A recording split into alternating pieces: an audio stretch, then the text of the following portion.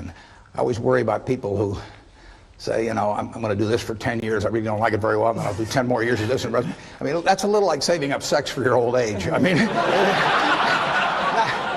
not a very good idea. When I started Microsoft, I didn't think of it as all that risky. You've always got a job with me, Bill. And the thing that was scary to me wasn't quitting and starting the company. It was when I started hiring my friends, and they expected to be paid.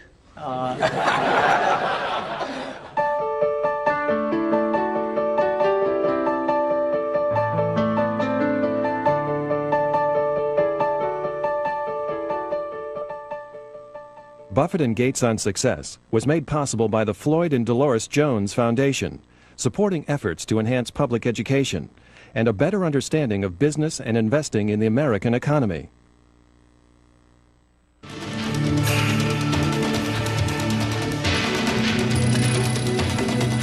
This program is brought to you by the NASDAQ stock market. Timely investment information is available at NASDAQ.com. And by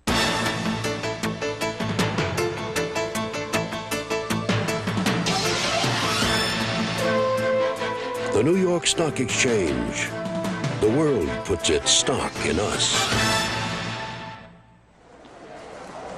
Each spring in Omaha, Nebraska, thousands of investors gather from around the world. How long does it take to get over here from Paris, France? 10 hours. For Sweden? Roughly, it's a day flight. A lot of people. It reminds me of New York, a lot of people. They come for the annual shareholders meeting of an investment company, Berkshire Hathaway. Many come just for a chance to meet Berkshire's legendary chairman, Warren Buffett. Obviously, when the stock goes up a lot, it creates interest. During the past 4 decades, Buffett's uncanny success in picking stocks has made big money for Berkshire shareholders, including Buffett himself. His net worth is estimated at more than $30 billion. One highlight of the annual meeting is Berkshire Hathaway Day at an Omaha Royals baseball game. Buffett throws out the first pitch. Books analyzing Buffett's investment philosophy have acclaimed him the world's greatest investor. But he's made his fortune in companies well known to all. Companies such as Coca-Cola, Gillette, and Dairy Queen. He avoids anything high-tech. So how long have you been using the computer? Yet one of Buffett's good friends is Bill Gates. Microsoft's co-founder and CEO is 26 years younger. His enormous success has come from a technological revolution that he has done much to pioneer and popularize. Gates started Microsoft with his high school friend Paul Allen when Gates was still in his teens. Their investment, $1,500. Ski jumping. The ski jumping, that's pretty exciting, isn't it? Today, Microsoft's annual sales exceed $14 billion. It is the world's leading developer of software for the personal computer. And Gates is the PC's globe-trotting evangelist, celebrating its many benefits. Am I going to have time to get everybody? Okay. Success has made Bill Gates the world's wealthiest and perhaps most famous entrepreneur. It also has made Microsoft a target of controversy. The popularity of its Windows software has brought legal challenges from government antitrust regulators. They've tried to limit Microsoft's expansion into new fields, such as the Internet. Bill Gates and Warren Buffett share a restless curiosity and fascination with the future. Together in the spring of 1998, they came to the campus of the University of Washington in Seattle. They came to share their experience and their combined wisdom in conversation with students from the university's business school. Young people overflowed the Student Union Auditorium for an extraordinary conversation with two of the most successful business leaders of our time. So please join me in giving a University of Washington Business School welcome to Bill Gates and to Warren Buffett.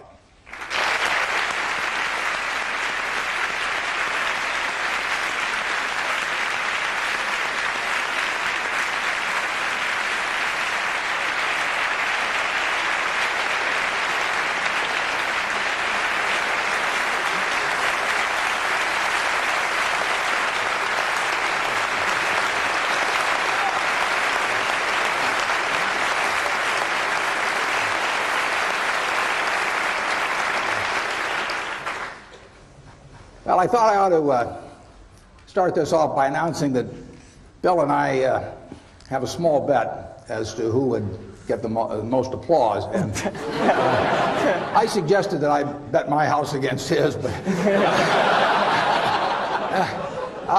we settled on a small sum, but evidently it isn't so small to Bill because just before we came out, he gave me this Nebraska Cornhusker shirt to wear, and he puts on this purple shirt. We're going to answer your questions. Whatever you want to talk about is fine, and we don't want any softballs. And I thought by wearing this Cornhusker shirt that I could guarantee hardballs right in my head. When we went to the game last year, about halfway through the first quarter, Bill said, "What's that big N stand for on those guys of yours?" I said, "Bill," I said, "what the hell?" I said, "It's knowledge."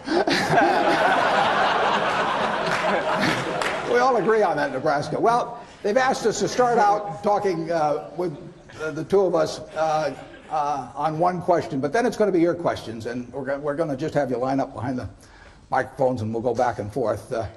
They did ask that we might start off with talking about sort of what got us here, and it's pretty simple in my case. It's not IQ. I'm sure you'll all be glad to hear that. But everybody in this room has more IQ than they need to do my job. The big thing is rationality. And in other words, you know, I always look at IQ and talent as sort of representing the horsepower of the motor. But then in terms of the output, the efficiency with which the motor works, that depends on rationality, because a lot of people start out with 400 horsepower motors and get 100 horsepower of output, and it's way better to have a 200 horsepower motor and get it all into output. And so why do smart people do things that interfere with really getting the output they're entitled to? And it gets into habits, into character, into temperament, and it really gets into behaving in a rational manner. It's not getting in your own way. As I say, everybody here has the ability absolutely to do anything I do and much beyond.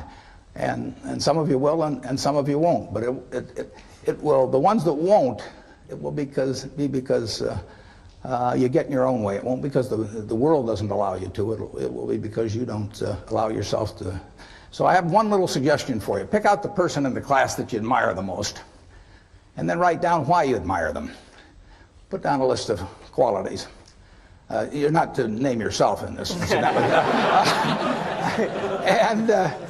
And then put down the one that frankly you could stand the least in the whole group, and put down the qualities that turn you off in that person. And look at that list, and you won't find it's a bunch of things like throwing a football 70 yards or anything of the sort. The qualities of the first one that you admire are qualities that you, with a little practice, can make your own, and which, if practiced, will become habit forming. The chains of habit are too light to be felt until they're too heavy to be broken. I mean, my age, I can't change any of my habits. I mean, I'm stuck. But at your age, you will have the habits 20 years from now that you decide to put into practice today. So I just suggest that you look at the habits you admire in others, or the behavior you admire in others, and make those your own habits, and you look at what you really find somewhat reprehensible in others, and just decide, those are things you're not going to do. Ben Franklin did that a few hundred years ago, and it still works today. And if you do that, you'll find that you convert all your horsepower into output. So with that sermon, I'll let Bill give you another one, and then we'll get into your questions. Well, I think Warren's absolutely right about habit. I was lucky enough when I was quite young to have an exposure to computers, which were very expensive and kind of limited in what they could do, but still fascinating. And some friends and I really talked about that and decided that they would change because of a miracle technology of chips into something that everybody could take advantage of. And we really thought writing software was a neat thing. We hired our friends who wrote software. We thought about what the potentials were and really didn't see any limit. And so that vision of getting our friends together, getting them to work as a team, really seeing what kind of tool this could be, a tool of what we talked about as the information age, where the key thing is magnifying your brain power instead of just your muscle power. And by pursuing that with a pretty incredible focus and being there at the very beginning of the industry, we were able to build a company that has played a very central role in what's been a pretty big revolution. Now, fortunately, the revolution is still at the beginning. It was 23 years ago when we started the company, but there's no doubt that taking the habits we formed and sticking with those, which would be hard to change, the next 23 years are going to give us a lot more potential and maybe even get us pretty close to that original vision, which was a computer on every desk and in every home. And that's a fun thing to be involved with. Okay, fire away. I was wondering how you define success personally. Well, I can certainly define happiness, because that's what I am. I mean, I mean, I get to do what I like to do every single day of the year, and I get to do it with people I like. And I don't have to associate with anybody. Causes my stomach to churn. The only thing in my job I don't like, and this only happens about every 3 or 4 years, occasionally I have to fire somebody, and I don't like. That's the only thing. Other than I tap dance to work, and I get down there, and I think I'm supposed to lie on my back and paint the ceiling, or something like Michelangelo. I mean, that's the way I feel, and it doesn't diminish. It's tremendous fun. So, if they say that success is getting what you want and happiness is wanting what you get. Well, I don't know which one applies in this case, but I do know that I wouldn't be doing anything else. I mean, I do advise you, when you go out to work, go to work for an organization that you admire, people you admire, because it'll turn you on, and you ought to be happy where you are working. And I always worry about people who say, I'm going to do this for 10 years. I really don't like it very well, and then I'll do 10 more years of this. I mean, that's a little like saving up sex for your old age. I mean, not a very good idea. So get right in. You would recommend that. Get right into what you enjoy, and you'll be successful at it. You really will. I mean, you won't be able to miss. And that's. I don't regard what I do as the most important thing in the world at all, but it's right for me. I mean, I happen to be wired in a certain way that what I do works in this. If I had to do what Bill does, I mean, it lasts about 10 minutes, and that's true of a lot of things. But luckily, I kind of stumbled into the thing that I do best, and that it's worked out well. Bill? Well, I think that the key point there is you've got to enjoy what you do every day. And for me, that's working with very smart people. It's working on new problems. Every time we think, hey, we've had a little bit of success, we're pretty careful not to dwell on it too much, because the bar gets raised. People's expectations of the products, we've always got customer feedback telling us the machines are too complicated, they're not natural enough. And the competition, the breakthroughs, the research, make the field I'm in, I think, the most exciting field there is. There's some other good fields. Biotechnology is a good field because it's changing the world of medicine and health. But the computer industry, in particular software, I think is the most exciting, and I think I have the best job in that business. Don't you think Dairy Queen is more important to the country? You can manage Dairy Queen. Yeah. I'll go and buy the dilly bars. Yeah, well, I'm counting on it. We'll raise the price when you come. Okay.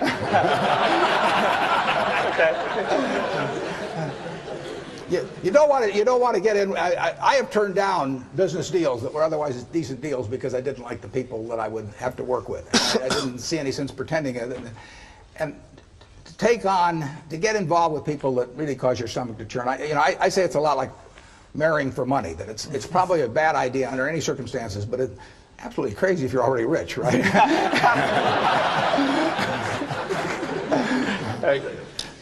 Both of you are innovators in your given industry. I was wondering what your definition of innovation is.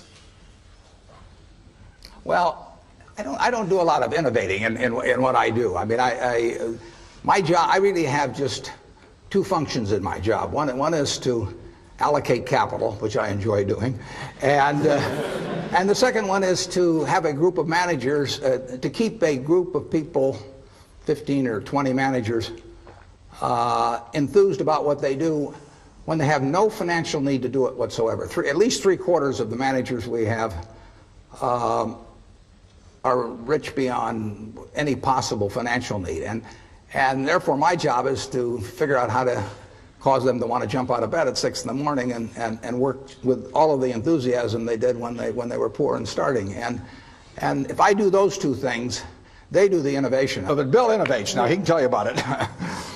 Well, the technology business has a lot of twists and turns, and that's why, partly why it's such a fun business, is that no company gets to rest on its laurels. IBM was as dominant or more dominant than any company will ever be in technology. That's just not going to happen again. And they had the smartest people, and they had all the customer feedback, and yet they missed a few turns in the road. And so that makes you wake up every day thinking, let's try to make sure today's not the day we miss the turn in the road. Let's find out what's going on in speech recognition. Let's go find out what's going on in artificial intelligence. Let's make sure we're hiring in the kind of people who can pull those things together and make sure we don't get surprised. Sometimes we do get taken by surprise. For example, the internet came along, and we had it sort of as a 5th or 6th.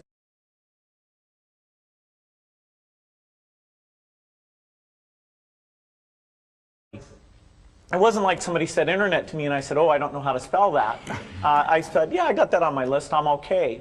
But there came a point where we realized it was happening faster, and it was a much deeper phenomena than it had been recognized in our strategy. And so that was a case where, as an act of leadership, I had to create a sense of crisis and have a couple months where we all just threw ideas and sent electronic mail around, went on a bunch of retreats, and then eventually coalesced around a few ideas where we said, okay, here's what we're going to do, here's how we're going to measure ourselves internally, and here's what the world should think, here's what we're going to tell them about what we're going to do.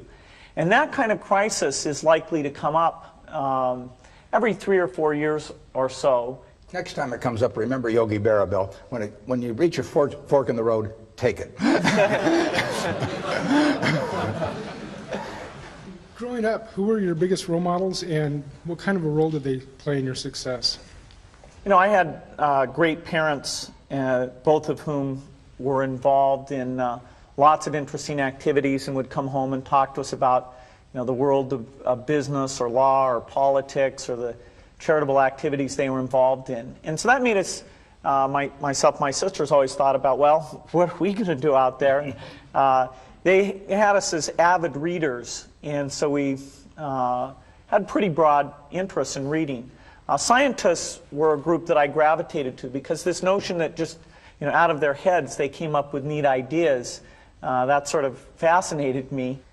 So quite a bit of the time I thought I'd be a mathematician or a scientist. It was only when I got to Harvard that I started to think of this sort of all-absorbing hobby I'd had, computer stuff, which I just thought, okay, I got to get rid of this, and decided to do something serious. I started to realize, this is pretty serious, and it's actually more interesting and more impactful than going and trying to come up with a new theory in math or anything else. And so I had that dilemma for a couple of years, but eventually decided that computers really was a great thing to be involved with. Yeah, I think you're 100% on the money in focusing. I would, instead of calling them role models, I call them heroes, actually. And I think if you tell me who your heroes are, I can tell you how you're going to turn out to quite an extent by this point in life. And I have been extraordinarily lucky in that none of my heroes ever let me down. I mean, the ones I came up with throughout their lives, I've never felt that I've been let down in any way with it. Number one was my dad, and had a huge impression on me. My wife, who is here, is one of my heroes. I mean, she is you know, in terms of she's taught me a tremendous amount, and never seen anybody any better with human beings than she is. And you can, you know, Yogi Berra again said you can observe a lot just by watching. And I watched my dad, and I've watched her, and I had a professor, Ben Graham, back at Columbia, and had a huge impact on me. So I have been lucky in that I've had terrific heroes, and they haven't let me down. And that takes you a long, long way. I've gone through one or two periods where